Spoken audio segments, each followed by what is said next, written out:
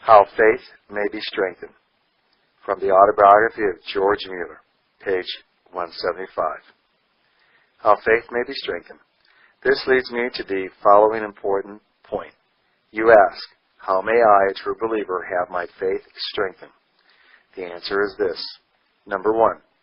Every good gift and every perfect gift is from above and cometh down from the Father of lights, with whom is no variableness, neither shadow of turning.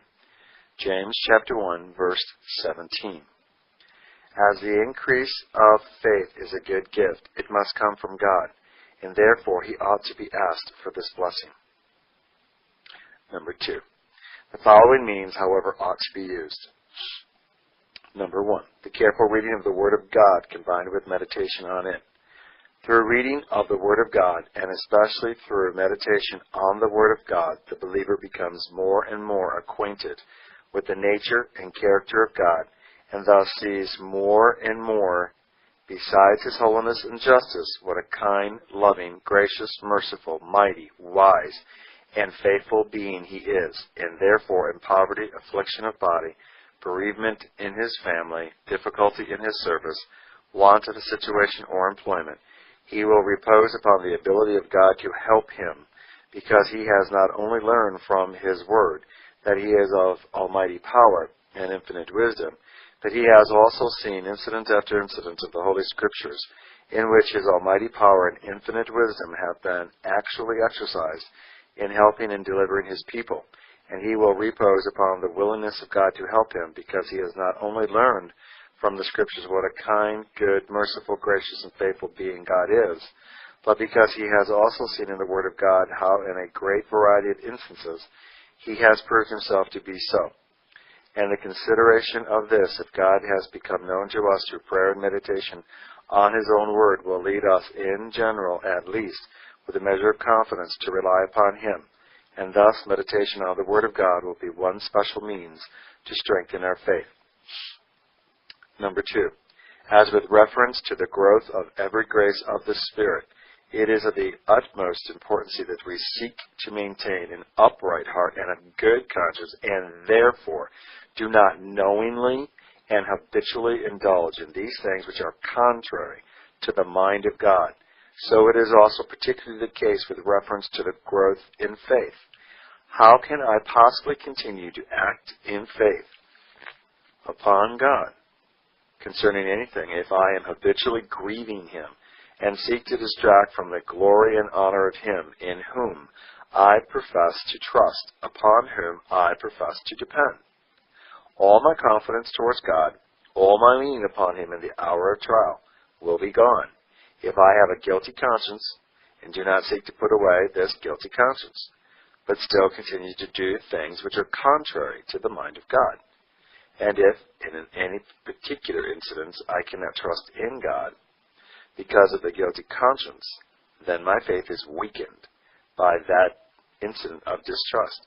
For faith, with every fresh trial of it, either increases by trusting God and thus getting help, or it decreases by not trusting Him.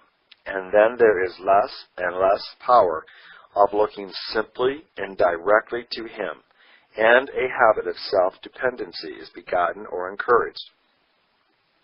One or the other of these will always be the case in each particular incident.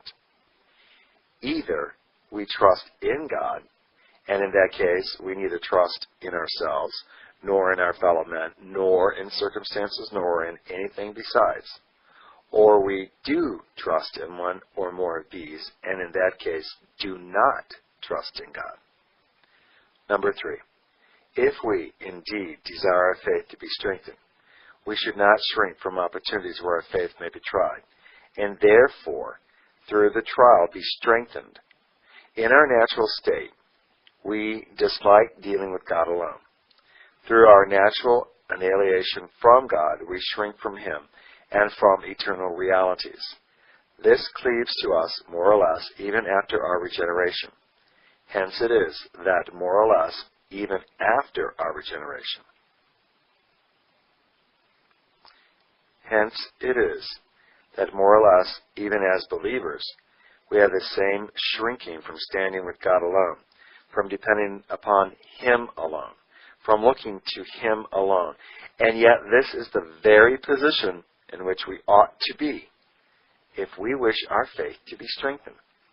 The more I am in a position to be tried in faith with reference to my body, my family, my service for the Lord, my business, etc., the more shall I have opportunity of seeing God help and delivers me, will tend towards the increase of my faith. On this account, therefore, the believer should not shrink from situations, positions, circumstances, in which his faith may be tried, but should cheerfully embrace them as opportunities where he may see the hand of God stretched out on his behalf to help and deliver him, and whereby he may thus have his faith strengthened.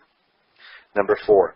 The last important point for the strengthening of our faith is that we let God work for us when the hour of trial of our faith comes, and do not work a deliverance of our own. Wherever God has given faith, it is given, among other reasons, for the very purpose of being tried.